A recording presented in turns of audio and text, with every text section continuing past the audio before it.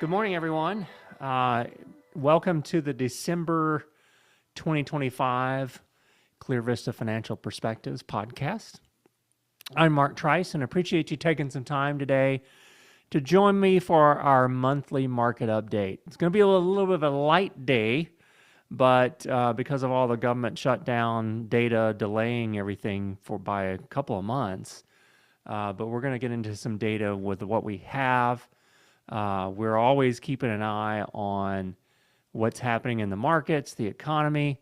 We'll walk you through what all this means for you and your portfolio. So let's jump right in. Today, we're going to discuss performances for the indexes.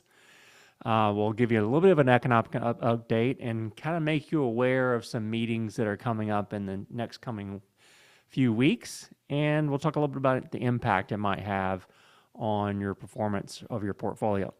So we like to interact with folks live during this webinar. If you got questions, go ahead and get them in. Like I said, this is going to be a little bit shorter broadcast than normal.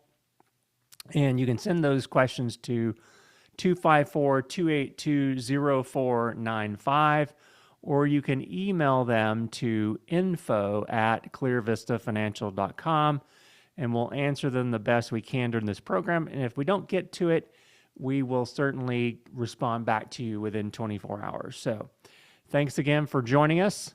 Let's go into the market recap.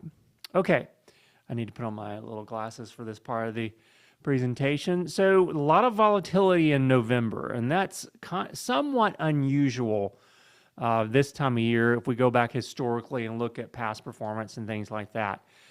We saw certain indexes go down 7-8%. And that seemed like it was really volatile. A lot of that had to do with the reporting from some of the tech companies. Some of it had to do with the government being shut down still, lots of different scenarios there.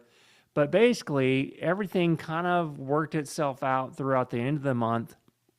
The S&P 500 was basically flat, up just a 0.1%.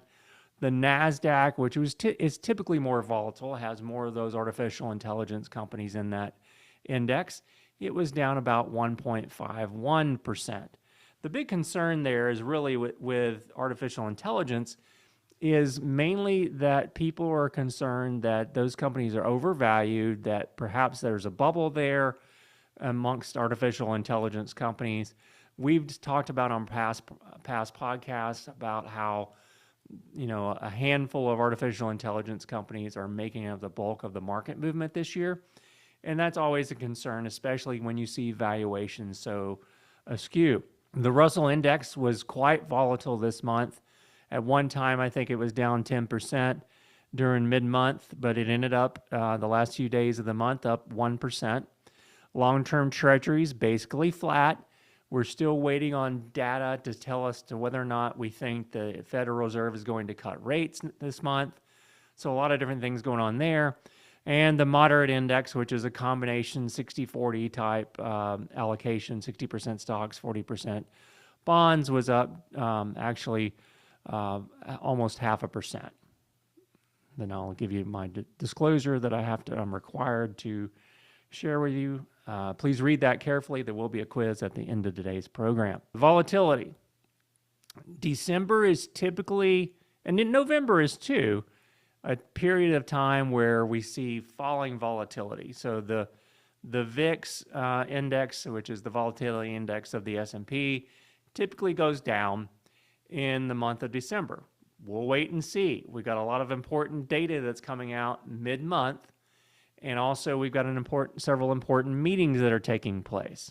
Let's jump right into that. Here's the Fed update. The Federal Reserve meets December 10th. So that's next week from when we're having this broadcast. The committee is still split on a decision of whether or not they should keep lowering interest rates. And the reason is there's conflicting data. There's not a clear path that says we need to continue to cut rates in order to stimulate the economy, in order to stimulate hiring. I'm going to go through a few of those things today so you can kind of see the mixture of data that we have. Most data that we have right now is from September. So we've got 2.5 months of data that are missing and won't be released until after the Federal Reserve meets December the 10th. There's a lot of politics still at play. There's been a few names floated as a potential successor for Jerome Powell. That happens in May. In fact, there was an article in the Wall Street Journal just yesterday floating a particular person. We think that's kind of odd, but it could, for that soon, for them to be doing that.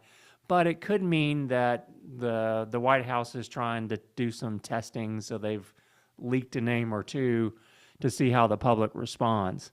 There's this whole debate here about the 2% target. That's always been the Fed mandate, to keep employment stable and inflation in check. Right now, we're running around 3% annualized inflation, and there's a lot of talk out there about that might be the new norm. We want higher inflation, or the Federal Reserve and Congress may want higher inflation. There's a lot of pros and cons to that. I'm not going to get into that in this program, but what you'll see is that a lot of people believe, and I mentioned this on last month's podcast, a lot of people believe that higher inflation is a way to pay down our federal debt in a cheaper fashion. The only problem is, that's just one of 4 ways that you can lower debt. The only problem is we know Congress will continue to increase spending over time.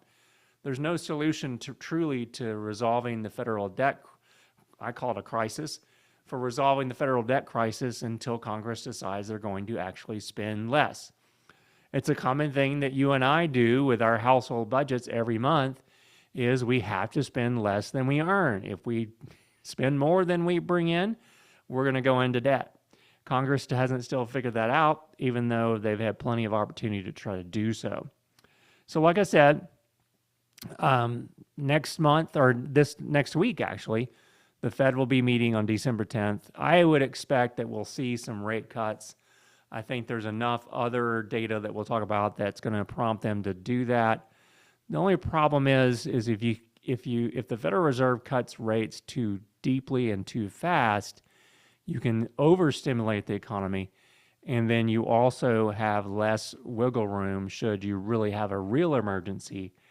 I'm thinking that the Fed's going to be cautious, but they will probably cut rates here next week. So this is the Treasury yield curve. We've always talked about the nice hockey stick curve is what you want to see. That it's still improving. You're still seeing short-term rates below the long-term rates on the right-hand side over there. And so that's still improving. I think that's something that is healthy for the bond market. The Consumer Price Index, we haven't had any CPI data or inflation data since the September reading, and that was just released in early November. The inflation that month went up 0.3%. That was within expectations. That's about a 3% annualized rate of inflation. We will be getting the October and November data for inflation on December the 18th. A lot of data is going to be released from the government. It's going to be released on December the 18th, just in time for Christmas. We do have data on the Producer Price Index. That's for September as well. It was up about the same. This is on the producer side. Energy did spike up quite a bit. Food was up, but the core Producer Price Index was only up at 0.1%, excuse me. And that is the lowest year-over-year pace that we've seen in over a year. Excuse me. So, in December, we'll see if those rates get cut again. Employment, this is where it's kind of slow. The last jobs report we have is for September. And it looks solid, but newer October and November jobless claims shows that there's some early signs of slowing in the labor market. Initial claims have been, these are people filing for unemployment. Initial claims have been steady around 220,000, but continuing claims, these are people that have long-term unemployment.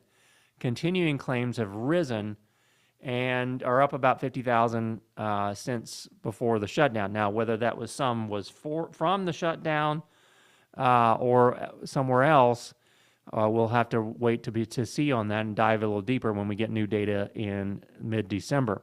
Now, a lot of this is reflected in the case of the immigration enforcement.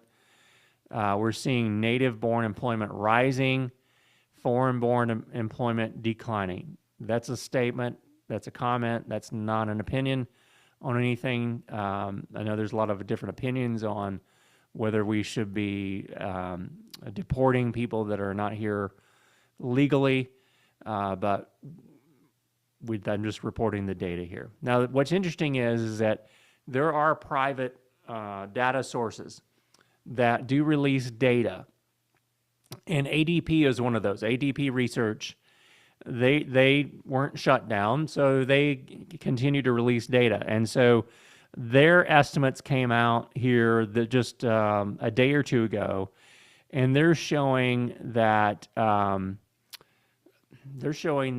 the rate of job loss has been steady for the last 6 months. So we're seeing that, especially companies with 50 or fewer employees, which makes up the bulk of employees in the country, companies with fewer than 50 employees shed over $120,000 since May, 20,000 jobs, excuse me. And so those are things we're watching about. But ADP and the government reports, sometimes they match, sometimes they don't. We'll just have to see when it comes out here December 18th. International trade, this is even older. I'm not going to bother reporting on this data from August. We don't even have September data. Retail sales in September, now that we finally got that. Retail sales slowed in September. The expectation was an increase of 0.4%. It was actually 0.2%. But still, that was capping a pretty significant and solid quarter for retail gains. And so the weakness that was in the report there for the third quarter came from non-store retailers. And that's probably just from a pullback after all the back-to-school spending and stuff like that. So a lot of different data here. How do you interpret this? Well, there's not a whole lot we can interpret with this. The most important things you can do is you can talk to your advisor about how to navigate the economy and review your long-term financial plan.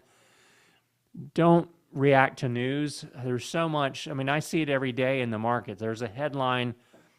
Some Federal Reserve president gave a speech and said he was not really happy about not cutting rates, and the markets take off. And there's the next day somebody else says they want to keep rates where they are, and the market goes down. Markets are reacting to headlines. You should be reacting to, how does this impact my long-term financial plan?